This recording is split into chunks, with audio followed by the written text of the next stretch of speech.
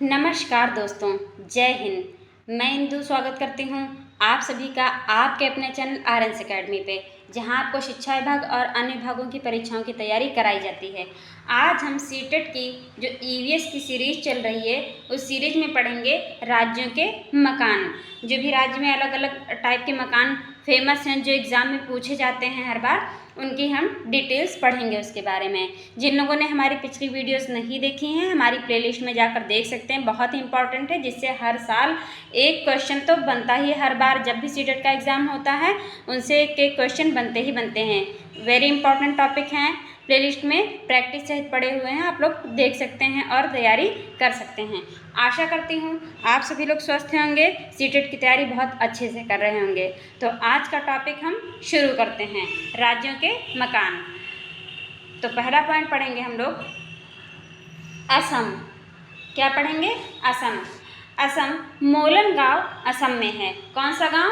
मोलन गांव जो है वो असम में है। यहाँ बहुत वर्षा होती है। यहाँ घर जमीन से लगभग 10 से 12 फुट ऊंचे बने होते हैं। ये मजबूत बांस के खंभों पर बने होते हैं। किस पे बने होते हैं? बांस के खंभों पर बने होते हैं।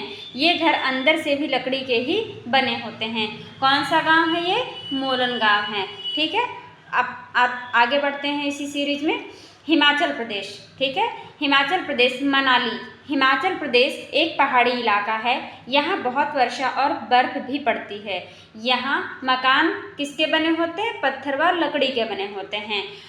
असम में किसके बने होते थे? बांस के बने होते थे। और हिमाचल प्रदेश में किसके बने हैं? पत्थर व लकड़ी के। देखिए ये बने हुए हैं मकान हिमाचल प्रदेश के। आते हैं अगले पॉइंट पे। अगला पॉइंट हमारा क्या है? राजस्थान। राजस्थान में घर जो है मिट्टी के बने होते हैं और उनकी छतें कटीली झाड़ियों की बनी होती हैं।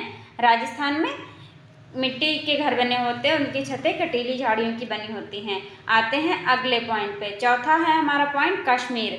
कश्मीर में शिकारा और हाउस बोट, दो चीज़ें घूमने के लिए होती हैं। देखिए, एक जो शिकारा होती है वो घूमने के लिए होती है, हाउस बोट टूरिस्ट के लिए होती है। शिकारा एक खुली नाव है जो चप्पू से चलाई जाती है।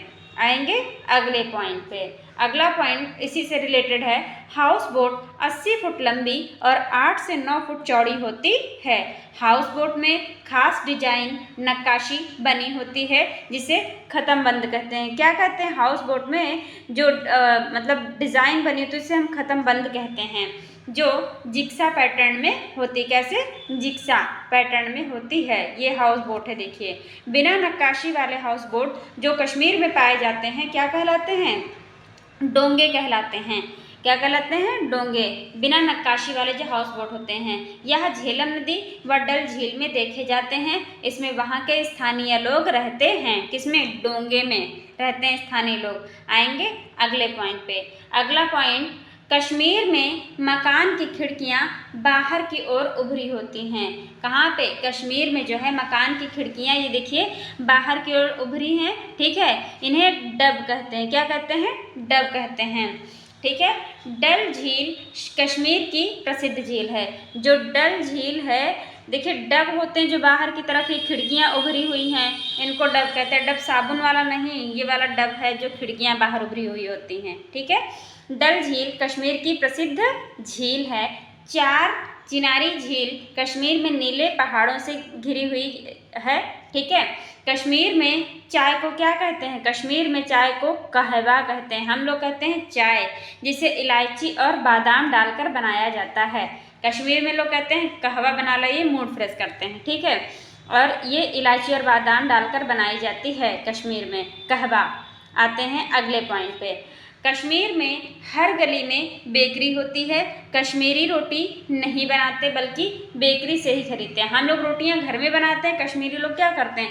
रोटी बनाते नहीं हैं, वो बेकरी से खरीद लेते हैं। हम लोग बेकरी से केक वगैरह खरीदते हैं, वो लोग रोटियां खरीद लेते हैं कश्मीर में रहने वाले। श्रीनगर से लद्दाख जाते समय रास्ते में कारगिल पड़ता है। कारगिल युद्ध के बारे में आप लोग सुने होंगे। उसी तरह श्रीनगर से जब लद्दाख जाते हैं तो रास्ते में क्या पड़ता है, कारगिल पड़ता है।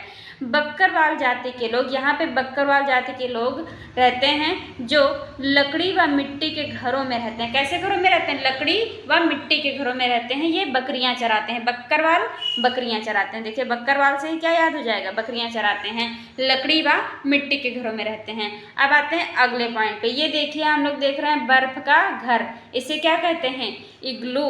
बर्फ में इग्लू मकान होते हैं, बर्फ के बने हुए घरों को क्या कहते हैं, इग्लू।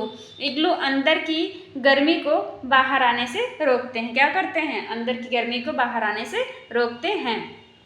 अगले पॉइंट पे चलते हैं, आप पढ़ेंगे लद्दाख। लेह लद्दाख में मकान के नीचे की मंजिल में खिड़की नहीं होती है, ठीक है। छत को मजबूत करने के लिए पेड़ के मोटे तनों का प्रयोग होता है। छतें कैसी होती हैं, समतल होती हैं एकदम, ठीक है। आएंगे अगले पॉइंट पे, लेह लद्दाख से जुड़ा हुआ। लेह लद्दाख में छत मकान का महत्वपूर्ण हिस्सा है। यहाँ गर्मियों में फल सब्जी सुखा ली जाती है क्योंकि ठंडक में ये नहीं मिलती हैं। होता क्या, वहाँ इतनी ज़्यादा मतलब जो है लेह लद्दाख में क्या है, हमेशा अक्सर ज़्यादा ही ठंडक पड़ती है, तो यहाँ गर्मी जब पड़ती तो गर्मियों में फल और सब्जियों को सुखा लिया जाता है और रख लिया जाता है एक लॉन्ग टर्म के लिए। लद्दाख में लोग अपने घरों की छतों का प्रयोग सब्जी व फसल उगाने में भी करते हैं। घरों की निचली मंजिल का प्रयोग सामान को रखने व जानवरों को पालने में किया जाता है। अगले पॉइंट पे आते हैं। यहाँ लोग यानी लद्दाख में सर्दियों में नीचे की मंजिल पर रहते हैं क्योंकि मोटी मोटी दीवारें, लकड़ी की फर्श व लकड़ी की छत उन्हें ठंड से क्या करती है, बचाती है, ठीक है। अगले पॉइंट पे आते हैं कि लद्दाख में लोग अपने इसमें सर्दियों में लद्दाख का टेम्परेचर जो है तापमान 0 से 40 डिग्री सेल्सियस तक चला जाता है। यहाँ लोग, इसमें क्या पॉइंट है इम्पॉर्टेंट, कि लोग नीचे की मंजिल पर रहते हैं कब, सर्दियों में, जिससे वो ठंड से बचे रहें। और 0 से 40 डिग्री तक के इसका जो टेम्परेचर है वो सर्दियों में चला जाता है। अगला पॉइंट, लद्दाख पहुँचने के लिए जम्मू कश्मीर पार करना पड़ता है। पहाड़ी इलाकों में सर्द हवाओं से बचने के लिए नायलॉन के टेंट का यूज़ किया जाता है, नायलॉन के टेंट का प्रयोग किया जाता है। आते हैं अगले पॉइंट पे, चांगपा जनजाति के बारे में पढ़ेंगे। चांगपा जनजाति जो कि लद्दाख में पाई जाती है एक अनुसूचित जनजाति है। इन्हें क्या कहते हैं, ये घुमंतू होते हैं, घूमने वाले घुमंतू होते हैं। चांगपा जनजाति में लगभग 5000 लोग हैं। चांगपा जनजाति जो समुद्र तल से 5000 मीटर की ऊंचाई पर एक मैदानी इलाका जिसे चांगथांग कहते हैं, चांगथांग में ये जनजाति जो होती है चांगपा जनजाति चांगथांग में रहते हैं। बढ़ते हैं आगे। चांगपा की भाषा में चांगथांग का मतलब है ऐसी जगह जहाँ कम लोग रहते हैं, ऐसी जगह जहाँ क्या है, कम रेशियो में लोग रहते हैं। चांगपा जनजाति के लोग यॉक के बालों से बने टेंट में रहते हैं जिसे रैबो कहते हैं। क्या कहते हैं, रैबो। रैबो के पास ही भेड़ बकरियों को रखने के लिए जगह बनी होती है जिसे चांगपा लेखा कहते हैं।